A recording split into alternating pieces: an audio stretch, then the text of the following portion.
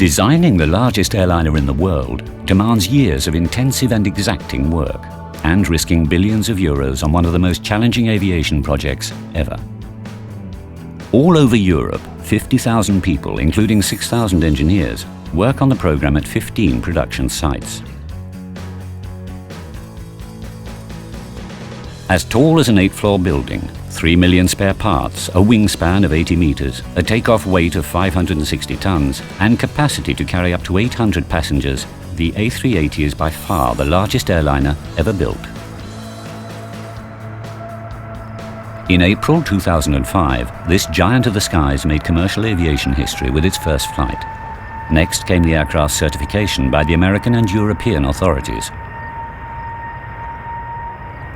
2,500 hours of flight tests in all weather conditions to prove that the A380 is a reliable and safe aeroplane ready for commercial entry into service.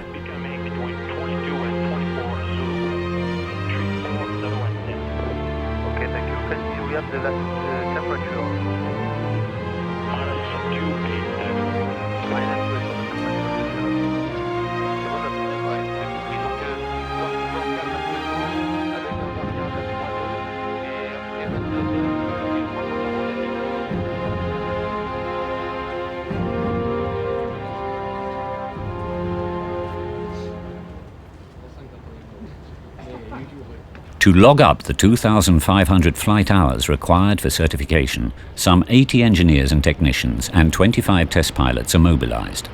With 20 tons of onboard test flight calculators, they will take the A380 on flights lasting from 2 to 10 hours.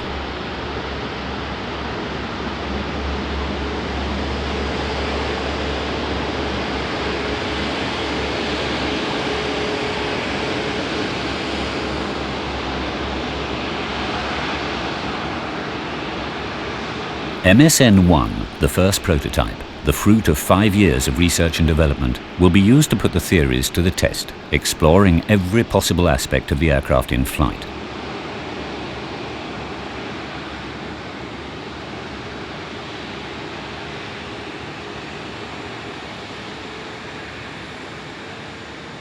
Il est gentil, lui, hein? C'est à nous d'aller voir que... Où est la réponse? Là, c'est Charlot, le mec, là. Ah ben là, oui, pareil, c'est bon. Celle-là est complète.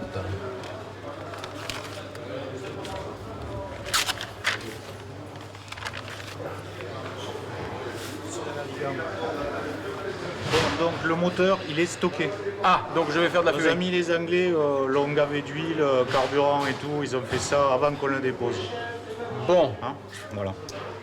Tu me diras, si c'est tard le soir, il n'y a personne ici. Non, donc on va faire de la fumée haute, c'est ça. J'ai comme l'impression qu'on va, si ça se fait, ça va se faire tard. Oui. Hein? Ah oui, oui, ton impression est bonne, il faut être réaliste. Alors écoute. I am what they call the Little Jesus. The Little Jesus is the onboard flight engineer, and he's called the Little Jesus because he sits in the third seat between the ox and the donkey. He's what you may call a rarity because flight engineers are a dying breed and have more or less disappeared from airline service, except in flight tests, where test flight engineers are still needed.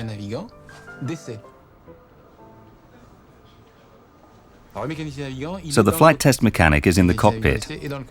He supports the pilots in all the aircraft's onboard systems operations.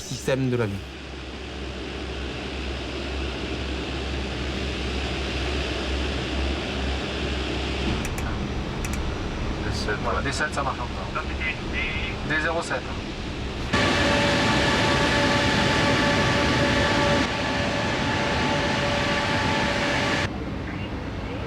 Si on passe dessus, une fois ça le fait revenir. Notre rôle à nous, c'est de faire en sorte. Our job is to make sure there are no problems and that the carrier itself, all aircraft systems and accessories are transparent during aircraft operation. When we start the engines, they should start. If we push the throttle forward, we should have thrust. When we pull the stick back, it should take off. And everything that's behind that, calculators, computers, hydraulics and electricity, should be totally transparent to the user. So that's our job, to make the plane simple. It's true that to make a plane simple is super complicated, but these are engineers with 15 or 20 years training. This place is full of very brainy people.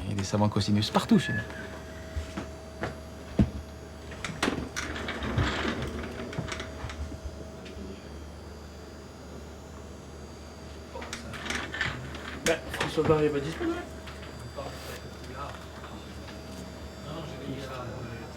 Pourquoi il n'est pas disponible? Ah oui, vous l'avez mis, d'accord, il a marqué ISTRE 80. Je suis pilote d'essai. I'm a test pilot and a chief test pilot, which means I organize the schedules for the test pilots and designate the crews. Et je désigne les équipages.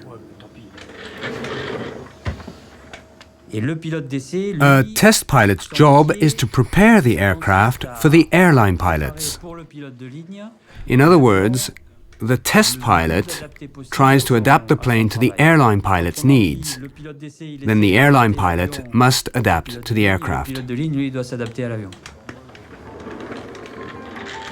Quand on est pilote d'essai, il faut pas trop... When you're a test pilot, you mustn't love planes too much. I mean, you love them, but not passionately. Like you love a woman because she's got a certain something. Non, No, you mustn't forgive il faut rien leur pardonner. or tolerate anything. Il faut être très exigeant. You have to be very demanding, and so I excuse nothing on the 380. I'm very clear about everything I don't like. Avec tout ce que je vois et qui me plaît I pas, get cross, je me mets en colère. I tell the engineers, and I don't give up until I get what I want. Je lâche pas le morceau.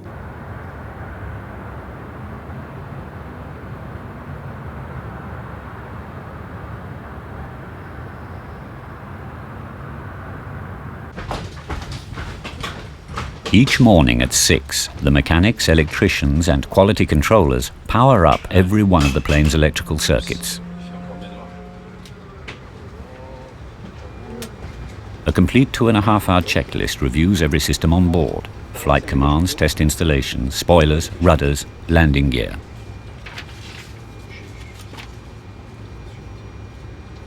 The prototype must be fully operational every morning. For the flight test center, the plane must fly every day. Hello? Can we pull on the brakes? Take the parking brake off? Hang on, I better warn them in case it moves a bit. There are trucks everywhere, but in case it budges, I'll warn them. Right, I'm pressing on the brakes.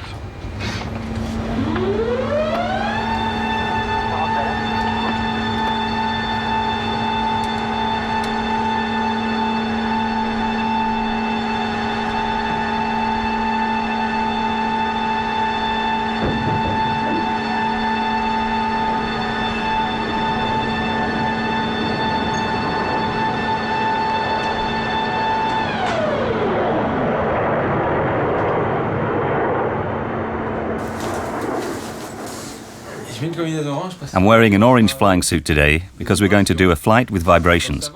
It's a risky flight because we're outside the flight envelope. So the basic precautions require wearing safety equipment, which means we can evacuate the aircraft if there's a problem, if we lose control or something. So it's more for reassurance, to reassure the authorities more than us, because if we did lose control, I don't think we'd be able to evacuate the plane anyway. So we carry parachutes, a lifeboat, we wear helmets. A helmet can be useful when we are bumped around, stops us getting too many knocks. Anyway, if we did have to evacuate a plane like this, a prototype, I think the main reason would be a fire on board rather than loss of control. If we lost control, I don't see how we could make it from the cockpit to the evacuation hatch 30 feet behind, even with a handrail, if we're upside down.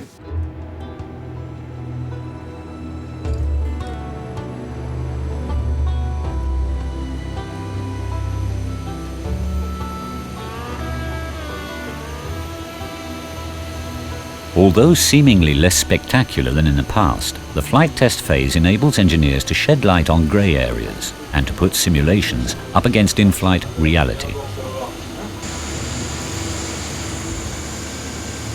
Airline pilots are not exposed to these extremes. It's up to the test crews to explore them and define the limits. Bon, c'est bon le sol, on peut y aller pour le 4 ? Je peux y aller. Ah, c'est parti. A morning in September. Gérard Desbois, Jacques Rosé and the flight test engineers are on board the prototype for the flutter test, a vibration test considered far more dangerous than the A380's first flight. This type of flight is graded high risk. Only the most experienced pilots and engineers can perform this test. Ouais, It's a flutter flight. We're going to take off with the heaviest payload ever, 561 and a bit tons. And we're going to flutter with a very heavy plane and the wings full of kerosene. Then we're going to do some stalls with the spoilers out a bit. Then we have a new braking system that we'll try out at the end.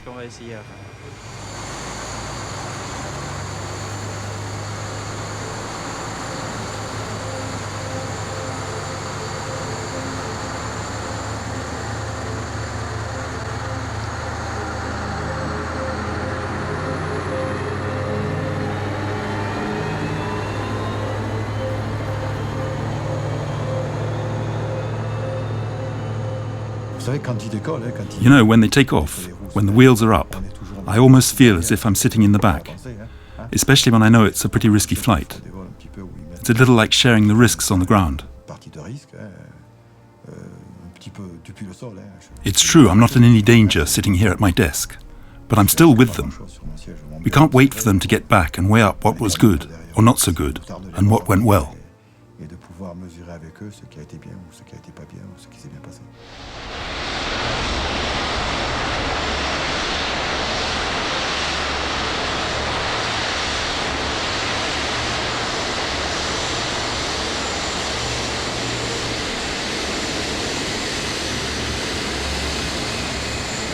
Oscar Whisky, le transpondeur 26 deux fois. 26, Oscar Whisky.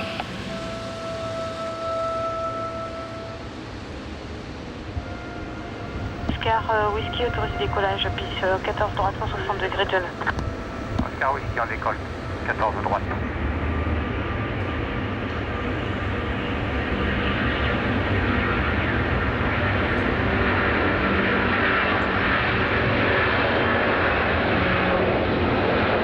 The most critical tests are those focusing on the plane's structure.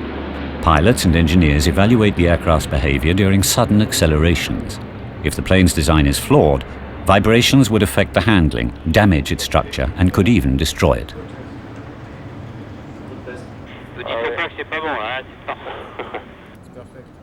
During this high-risk flight, shock waves are applied to the rudders and ailerons for up to 6 minutes at a time. Today's flight is one of many vibration tests. We make the aircraft vibrate to establish its flight envelope, see how it reacts. We go outside the flight envelope specified for airline use, and it's our job to make sure these margins are effectively safe.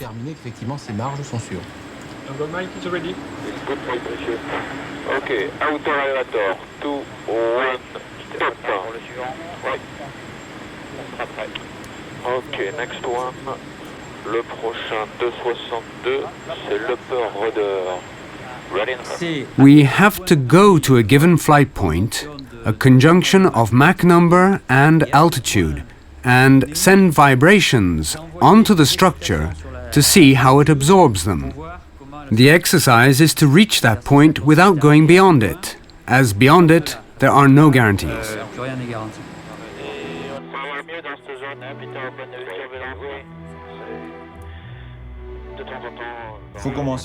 You have to start where you're sure nothing will happen.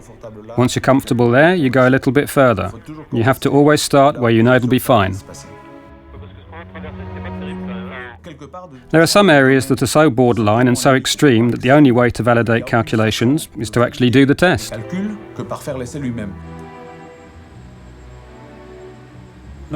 I've been flying planes for 35 years, and one of the secrets is to never ever get carried away. In other words, on board, during the flight, you mustn't enjoy it too much. Once you start thinking how great it is, you have to be careful. Only afterwards, when the flight is over and you look back and see what you've done, can you really enjoy it. You can say, I flew well, I stayed within the safety limits, I did exactly what I wanted to do, and I'm very happy. But during the flight, you have to stay almost sad.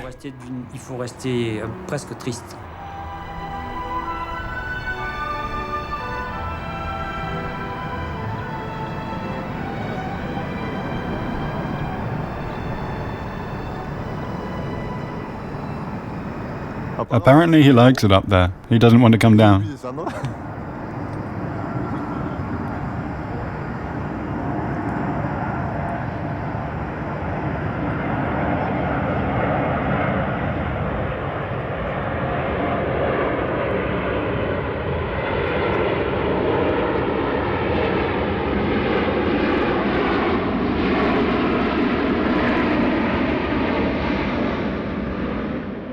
I was fortunate enough to start with Concorde, and now I hope to finish on this one.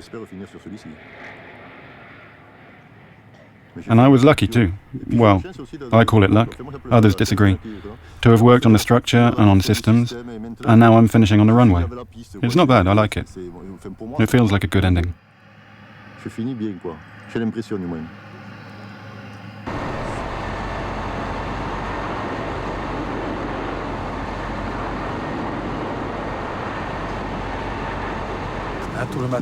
All the equipment has arrived in Istres. Everything's unloaded, and as you can see, we've bought a lot of equipment. This is a part of what's needed for flight preparation, and the rest is in case the aircraft leaves the runway during the flooded runway test, and we have to put it back onto the tarmac to take it back to Toulouse.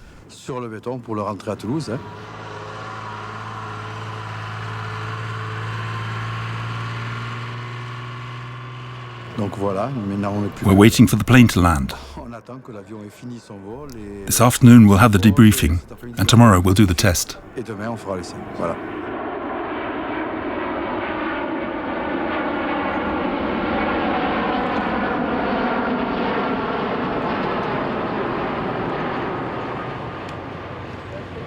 With its 5 kilometers of tarmac, the airfield at Istres in southern France has the longest runway in Europe, long enough for NASA's shuttle to use for an emergency landing.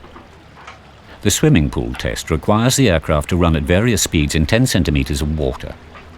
This simulates an aircraft landing on a flooded runway. On board, engineers will verify that the engines don't flood and, above all, that the braking system remains totally operational.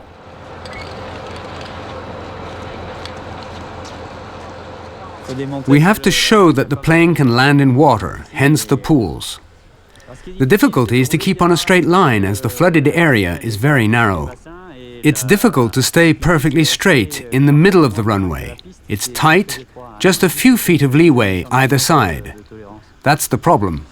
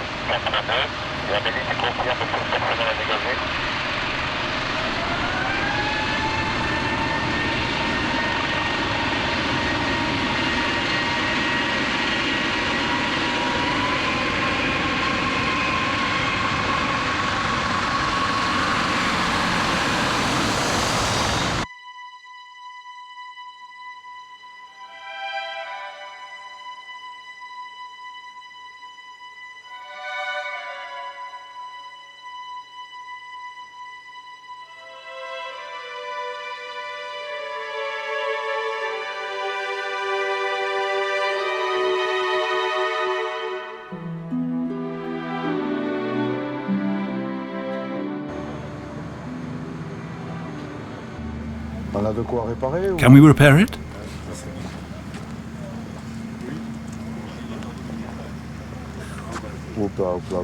Oh dear, oh dear. Didn't he bring 4 spare brake pipes? Okay, I'm on my way back. What's up? Is there a problem? Yes. What is it? We've broken a feed tube on a brake block. Broken a tube on a brake block? Brake power supply. We'll see if we can fix the bug, but we'll have to trim.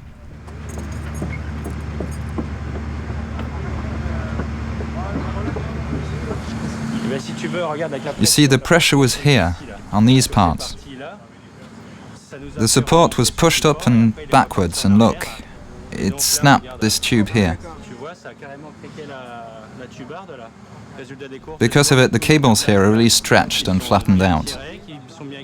It's not too bad, but have a look. Here we've got a huge leak. That's not so good.